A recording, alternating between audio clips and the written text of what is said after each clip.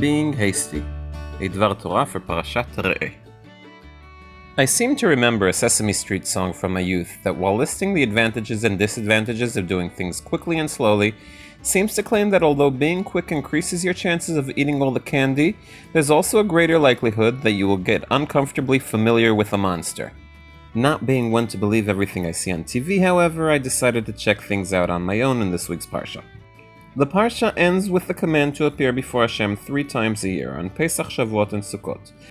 It is interesting to note that, like the other 2 times where the Torah discusses Aliya Laregel, the focus is the agricultural year, but there are several things which are a bit strange when we zoom in on our Parasha, and I would like to name a few. Why are we supposed to remember the day we left Egypt on Pesach, the fact that we were slaves on Shavuot, and nothing at all on Sukkot? Why are we told to bring a specific korban on Pesach, whatever we want to bring on Shavuot, and nothing on Sukkot? Why were we commanded to be happy multiple times on Sukkot, only once on Shavuot, and not at all on Pesach? Why do the Ger, Yatom, and Mala, and Levi join the celebration on Shavuot and Sukkot, and not on Pesach? I could continue, but you get the drift. The question we'll actually try to study are 2 phrases from the Pesach Psukim that don't seem to fit in with the general theme of things.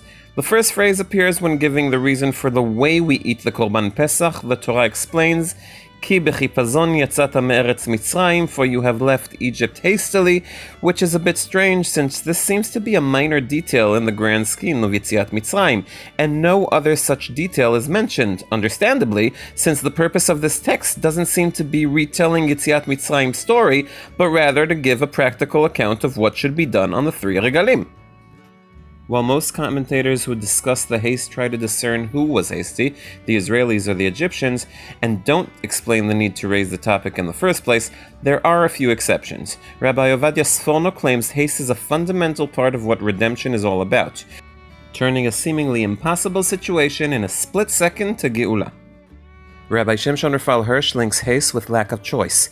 That's why, according to him, it's so important to determine who had no choice, which he decides was a combination of both the Egyptians, who Hashem drove to do what he wanted, and the Israelis, who the Egyptians drove to do what they wanted.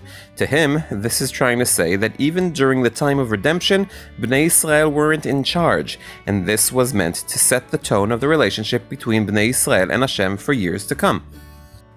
But I think that what makes haste so important to the story of Yetziat Mitzrayim could have something to do with the second interesting phrase.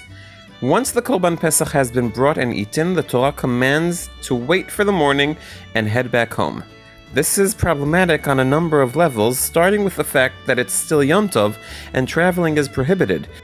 There also hasn't been a chance to bring an Olat Raya since Korban Pesach is brought before Yom Tov, and the Olat Raya can only be brought from the morning of Yom Tov and onwards.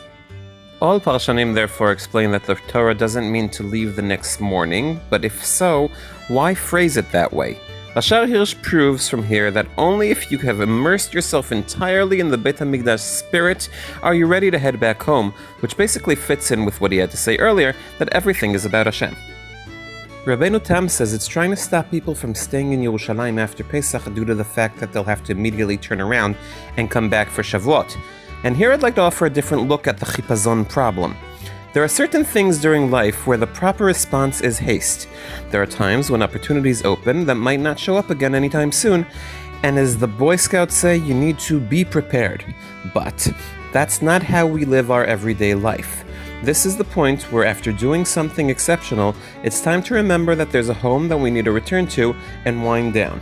And if we want to take it further still, ideally, life shouldn't be about chipazon, not to be confused with zrizut. It should be about being in tune with Hashem's plan. Ki lo bechipazon tetzeu uvimnusa lo telechun, ki holech lifnechem Hashem umeasifchem Elokei Yisrael. If you enjoyed this and want to continue following me, you're more than welcome to subscribe to the channel and send this on to a friend. I'm Dovi Holtz, one who loves Tanakh.